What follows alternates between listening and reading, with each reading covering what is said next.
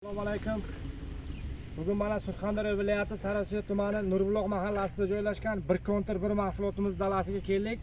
Kelishimizdan maqsad takroriy ekin, ikkinchi ekinimizni monitoring qilish maqsadida kelganmiz.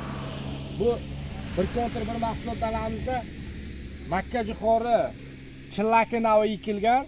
Makka jo'xori, chillaki navi ekilgan. Bunda 15 ta fuqaromizga 11 gektar yer maydoni berilgan. Bundan bitta fuqaromiz ba'zi sabablarga ko'ra ish faoliyatini to'xtatgan. 10 gektar yer maydoniga mana shu makka jo'xorimiz ekilgan. Makka jo'xorini daromadi gektariga 70 sentimdan olish ehtimoli kutilmoqda. Bundan foydalanish ikki tomonlama foyda tadbirkorlarimizga. Donadan foydalaniladi. Keyin mana foydasidan ham yem xashak sifatida chorvalarimiz uchun foydali. Shuning uchun ikkinchi ekin makka jo'xori ekilgan. Makka jo'xorimiz mana shu holatda ko'rib turibdi bugungi kunda.